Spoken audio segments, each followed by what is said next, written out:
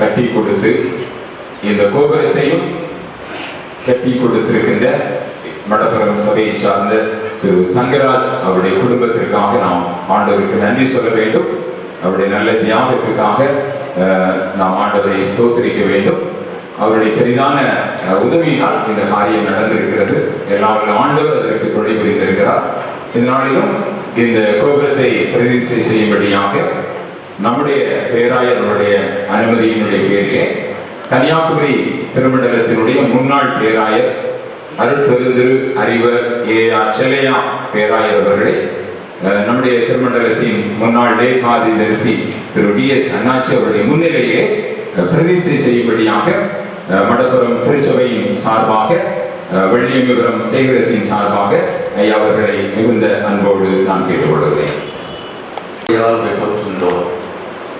அன்புமிக்க கடவுள் எங்களை தேடி வந்து எங்களை ரட்சித்த மாபெரும் உடைய தயவிற்காக நன்றிகளுக்காக போற்றுகின்றோம். உடைய பேரன்பினாலே உங்களுடைய அன்பினாலே ஆட்கொள்ளப்பட்ட நாங்கள் ஒரு சிறு கூட்டமாக அங்காவது வாழ்கின்ற கிராமங்களிலே ஆண்டவர் அதிகமாக நேசிக்கவும் ஆலயத்தை நேசிக்கவும் ஆண்டுடைய காரியங்களுக்கு என்று கொடுக்கவும் ஆண்டுடைய காரியங்கள் சிறப்பாக அமைய வேண்டும் என்று சொல்லி எங்கள் முன்னோர்கள் மிகுதியாக பிரயாசப்பட்டார்கள்.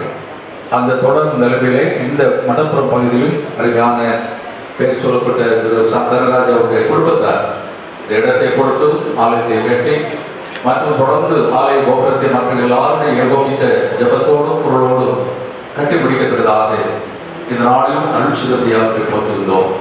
வள்ளியமைப்புடன் சேகர அர்ப்பணம் செய்ய இருக்கின்றோம். ஆண்டு நாம் மாத்திரம் ஐந்துகள் அருள் செய்ய வேண்டும் என்று ஆண்டுடைய பாதத்திலே பணிந்து கொண்டாடுகின்றோம்.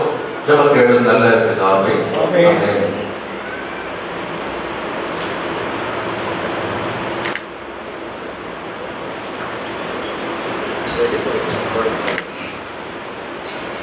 பிதா குமாரன் பரிசுத்த ஆவியார் நாமத்தினாலே கிறிஸ்து ஆலய மடப்புறம் ஆலயத்தினுடைய பகுதி அமைக்கப்பட்டுள்ள கோபுரத்தை ஆண்டு நாமத்திற்காக அர்ப்பணம் செய்திருக்கிறோம்.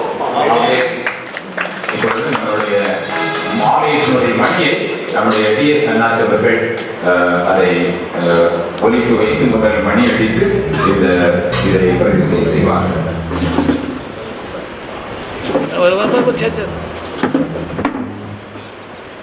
Hallelujah.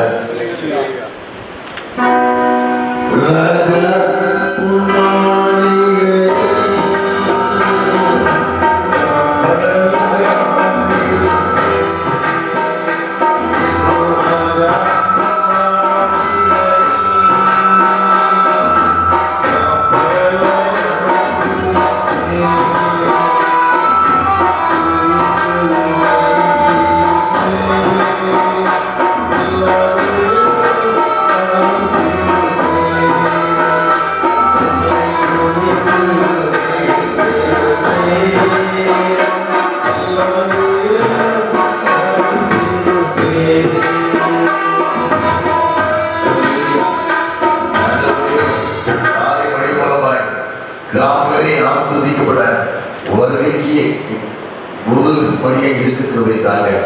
திறந்து வைத்து அன்பு பிதாய் தந்தைக்கு அவர்களும் தொடர்ந்து காத்துக்கொள்ளுங்க. ஒவ்வொரு பிள்ளையும் வழிநடத்தி காத்துக்கொள்ளுங்க. இயேசு நாமத்தில் நீங்களும் நல்ல பிதாவே. அல்லேலூயா.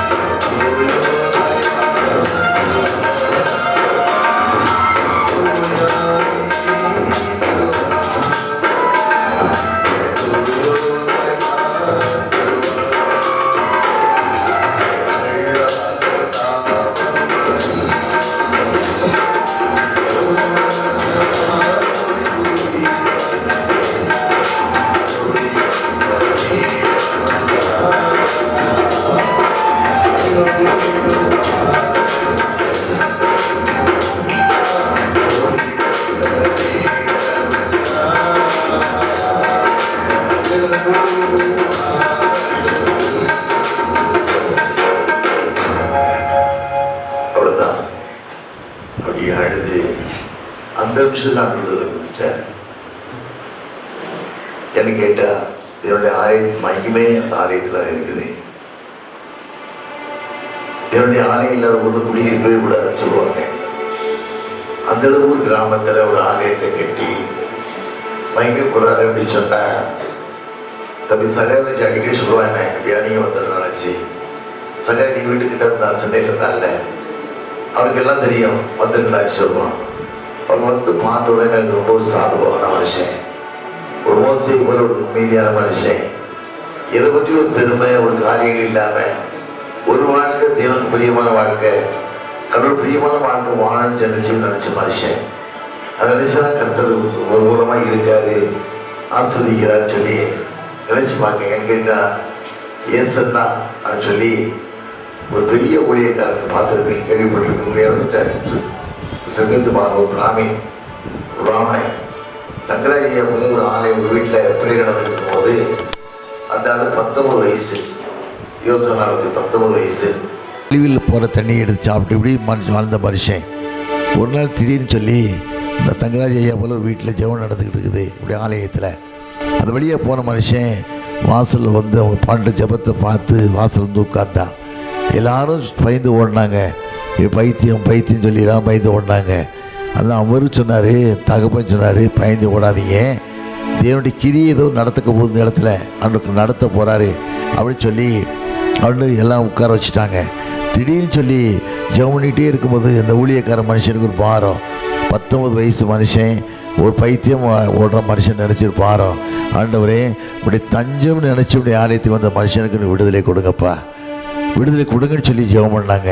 அந்த நிமிஷமே பரிசுத்த பவுல், சவுல் ஏற்பட்ட பவுல் எங்கே போகிற தமஸ்குக்கு போகிறாரு. எதுக்கு போகிறாரு? கிறிஸ்தவனெல்லாம் கட்டி கொண்டு வந்து தொல்லைப்படுத்தணும்னு போகிறாரு. போகும்போது நடு பகல் நேரத்தில் தேவனுடைய மகிமை இறங்கி ஒரு ஒளி இறங்கி பவுலே கீழே விழுறாருல. கீழே விழுந்த உடனே அவன் கேட்குறான்ல, நீ யாருன்னு கேட்கும்போது ஆண்டு சொல்லா, நீ உன்னை துன்பப்படுத்த இயேசு நானே, முள்ளில் உதைக்கும் கடினமாக ஆண்டு சொல்லல. அப்போ 9 வாசிக்கும் போது அதே போல் அந்த மனுஷன் திடீர்னு ஒரு ஒளி இறங்கி கீழே விழுந்தார். கீழே விழுந்தோடனே திடீர்னு விழுந்தோடனே ஒளி இறங்கினது அவருக்கு முடிச்சு ஒரு செகண்டில் இப்படி எழும்புறான்ல. எழும்புன உடனே சொல்கிறார், யார், நான் எங்கே இருக்கேன். அப்புறம் அவருக்கு புத்தி வருது, புத்தி தெளிவு. அதுக்கு பிறகு சொல்கிறாங்க, உடனே வீட்டுக்கு ஓடுறாரு, தாய் தான் கூட பார்த்து ஓடுறாரு. ஏன்னா இப்படி ஆனேன், ஏன் இப்படி ஆனேன் அப்படின்னு சொல்லி ஆண்டவர் சொல்கிறாரு, இதனுடைய கிரியை பருவிக்கூட வாழ்க்கையில் சுகம் கொடுத்தார்ல. விதத்தில் வாசிக்கமில்ல, யோவான் 9 வாசிக்கும் போது ஒரு பெருவிக்கூட வாழ்க்கையில் ஆண்டு சுகம் கொடுக்கார்ல. சுகம் கொடுக்கும் எல்லோரும் சொல்லுவாங்க, இது யார் செஞ்ச பாவம்னு கேட்பாங்க. ஆண்டு சொல்லுவார், இது யார் செய்த பாவம் இல்லை, இது இவனுடைய தேவனுடைய கிரியை வெளிப்படி பிறந்தான் அப்படின்னு சொல்லுவார்ல. அதே போல் அது மனுஷன் ஓடி பைத்தியமாக தெளிஞ்சு பெரிய முன்னைக்கு கிட்டத்தட்ட 300 சர்ச்சுக்கு மேலே கட்டியிருக்காரு, 300 ஆலயங்களுக்கு மேலே கட்டியிருக்காரு. ஆந்திராவில் ஒரு பெரிய ஊழியக்காரன் பிரதர் மோகன்சி மாதிரி, மோகன்சி எப்படி ஒரு இந்து மனுஷனாக இருந்து தேவன் அறியாத குடும்பத்தை பிறந்து தேவன் சாட்சியாக வாழ்ந்துக்கிறாரோ, அதே போல் அழியாத குடும்பத்தை பிறந்து 200 சர்ச்சுக்கு மேலே கட்டியிருந்தது மாத்திரமல்ல, தேவ மனுஷனாக வாழ்ந்தார். இப்படி ஆலயம் கட்டுறதுனால, கிராமத்தில் இப்படி ஒரு ஆலயம் கட்டப்படுறதுனால தேவனுடைய ஒரு கிருபையானது இருக்கிறது, தாங்குது. அந்த கிருபைக்கு நன்றி செலுத்துகிறோம். குடும்பங்கள் ஆசிர்வதிக்கப்படணும். இந்த பிள்ளைகள் இன்னும் இனிமேல் ஜெபிக்கணும், வளரணும். வளர்ந்து மாத்திரமல்ல, தேவனுக்கு மகிமையுள்ள வாழ்க்கை வாழணும். அன்றைக்கி காலையில் எழுப்பிட்டேன். நேற்றும் நிறைய ஒரே கிறிஸ்மஸ் ப்ரோக்ராம், நிறைய ப்ரோக்ராம். நேற்று 4-5 இடங்களுக்கு செய்தி கொடுக்க போயிட்டு லேட்டாக தான் வந்தேன். காலையில் எழும்போது என் மனைவிட்டே சொல்லலை, ஊருக்கு போகிறேன்னு காலையில் சொன்னால் போதும். ஏன்னா அவளுக்கு 73 வயசு, எனக்கு 76 வயசு முடிய போகுது. ரொம்ப வேதனைப்படுவா என் மேலே. சொல்லிட்டே அப்படி சொன்னால் ராத்திரி தூங்க மாட்டா, ஒரே அழுவா, என்னை விட்டுட்டு போயிருங்கன்னு சொல்லி. அந்த பாசம். காலை எழும்போது அவள்கிட்ட ஜெபம் பண்ண வரவே மாட்டேன். என் மனைவி முன்னுக்கு ஜெபம் பண்ணி என் மேலே சிலுவை போட்டு என்னை ஒரு முத்தை கொடுத்து தான் என்னை அனுப்புவா. காரணம் கேட்டால் அன்பு, தேவனுடைய கொடுத்த அன்பு. ஆபிரகாமுடைய மனைவி சாராள் 127 வயசு சாகிறா. சாகும்போது ஆபிரகாம் கதறி அழுகிறான். அந்த மனைவி மேல பாசத்தினால கதறி எழுதி கடவுள்கிட்ட ஒப்பு கொடுக்க. அன்னைக்கு அப்படிப்பட்ட வாழ்க்கை வாழ்கிறோமா?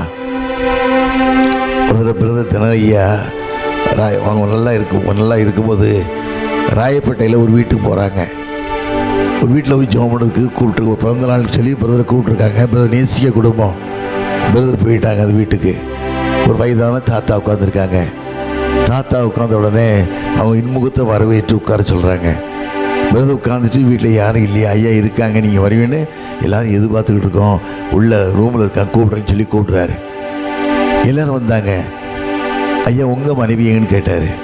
ஒரு குடு தாத்தா 90 வயசுக்கு மேலே உள்ள தாத்தா. ஐயா கூப்பிட்றேன் அப்படின்னு சொல்லிட்டு பேபி அப்படின்னாரா. என்னமோ அம்மா கூட சொல்ல ஒரு பேபிங்கார குழந்தைய கூப்பிடாருன்னு சொல்லி யோசிச்சுக்கிட்டே இருந்தாரா. பார்த்தா வயதான பாட்டியம்மா அப்படி தடுங்கி அப்படியே உள்ள வந்தாங்களாம். அதை நினச்சி பார்த்தா அந்த தாய் மனைவி மேலே வச்சுருக்க பாசத்தை பார்த்தீங்களா. அவ்வளோ வயசுலேயும் தாத்தா இவ்வளோ அழகாக பேபின்னு கூடுற பார்த்தீங்களா. அதான் கிறிஸ்தவ அன்புக்குது. அப்படி அன்புக்கு வாழ்கிறோமா, அப்படி அன்புக்கு வாழ்ந்தால் தான் வாழ்க்கை. ஏதோ மாய்மாரமாக கிறிஸ்தவ வாழ்ந்து வாழ்க்கை முறை இல்லை. ஒரு வாழ்க்கை தான். உலகத்தை ஒன்றும் கொண்டு வந்ததில்லை, ஒன்றும் கொண்டு யாராக இருந்தால் ஒன்றும் கொண்டு போகிறதில்லை. நீ செய்கிற நற்பலன்கள். தங்கராஜ் பர்வத்துக்கு போகிறாருன்னு சொன்னால் அங்கே ஒரு கூட்டம் வரவே இருக்கும். அப்படின்னு சொல்லுவார்ல, அழிந்தபடி ஜனங்களை அழிந்து பாதுகாக்கிறதுக்காக ஒரு ஆலயத்தை கட்டிய மகனே வா அப்படின்னு கூடுவார்ல. டாக்டர் வில்லியம் பூத் ஆயிரக்கணக்கான ஆலயங்களை கட்டினார். சல்வேஷன் ஆரம்பி, லட்சணி சேனை ஆரம்பித்து திருச்சி ஆரம்பித்தவர். ஒரு நினச்சி பார்த்தாராம், இவ்வளோ ஆலயத்தினை கட்டியிருக்கேனே எனக்கு என்ன மகிமைன்னு கேட்டாராம். காலைக்கு இவ்வளோ ஆலயத்தினை கட்டியிருக்கேன் எனக்கு என்ன பெருமைன்னு கேட்டாராம். கேட்டு தூங்கிட்டா அவன் தூக்கத்தில் கனவு என்ன தங்கணும்னா, மனுஷன் பிறப்பது இறப்பது நியாயத்தீர்ப்படைவது ஒவ்வொரு மனுஷன் மேலே ஒரு கடமை. யாராக இருந்தால் ஒருத்தன் தப்ப முடியாது. யாராக இருந்தால் சரி, ஊழியக்காரனாக இருக்கலாம், சாதாரண மனுஷனாக இருக்கலாம், ஜட்ஜ்மெண்ட்டு ஒன்று இருக்குது. அதுக்கு மனுஷன் கட்டுப்படுத்தான் தீரணும். அப்படி போகும்போது எல்லோரும் குருத்தோலை பிடிச்சிட்டு உட்காந்துட்டு போய்கிட்டே இருக்காங்க. ஆக்சுவலி வில்லியமும் கூட்டத்தில் போய்கிட்டு இருக்கார், குருத்தோலை பிடிச்சிட்டு போய்கிட்டு இருக்காரு. 24 மூப்பரோட சிங்காசன ஆண்டவர் உட்காந்துருக்காராம். சிங்காசனம் உட்காந்துருக்க ஒரு திடீர்னு எழுப்பி பார்க்காரு. டாக்டர் வில்லியம் பூத் வந்துக்கிட்டு இருக்காரு. என் மகன்லாம் வாரான் அப்படின்னு சொல்லி ஆண்டவர் இறங்கி ஓடி வந்து அப்படி கட்டி பிடிச்சி அடைச்சாராம். அடைச்சி வா மகனே வா, உனக்காக இத்தனை தான் சிங்காசனம் அமைச்சிருக்கேன்னு சொன்னாராம். உடனே நான் இலக்காரம் நினச்சிட்டேன், ஐயா என்னை இப்படி நீங்கள் கனப்படுத்திங்கன்னு சொல்லி நினச்சா. இதுதான் அந்த கணத்தை தான் ஐயாவுக்கு கொடுக்க போகிறாரு, பிள்ளைகளுக்கு கொடுக்க போகிறாரு.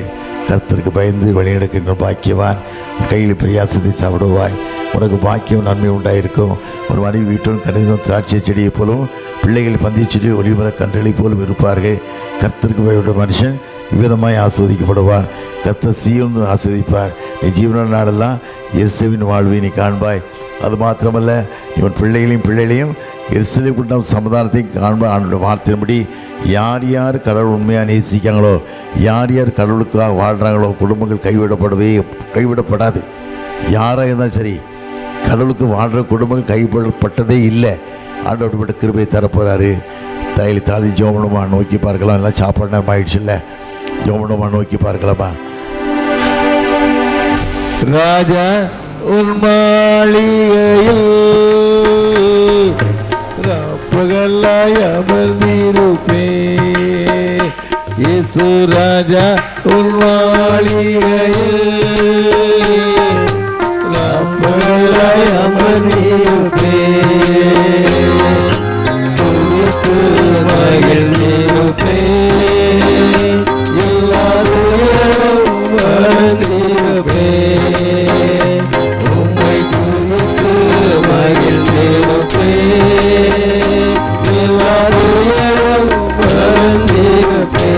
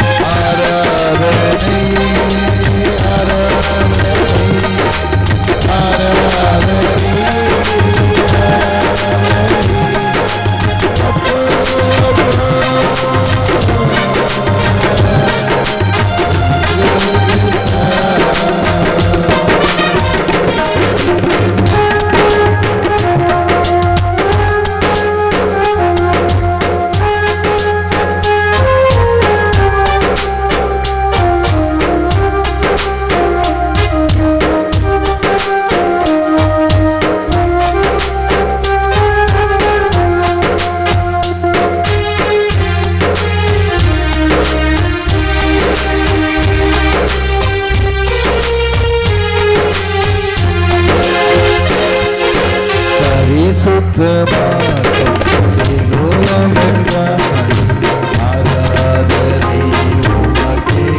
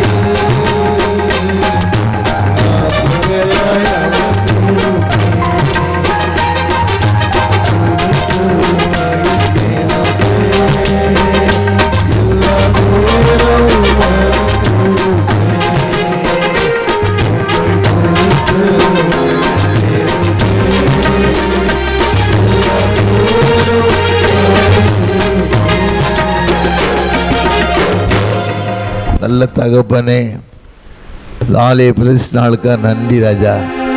காத்துக்கொள்ளுங்க. மத்தியில் கொண்டு வந்து எங்கள் அன்பு பேராயர் செல்லையாவுக்கு நன்றி சாமி.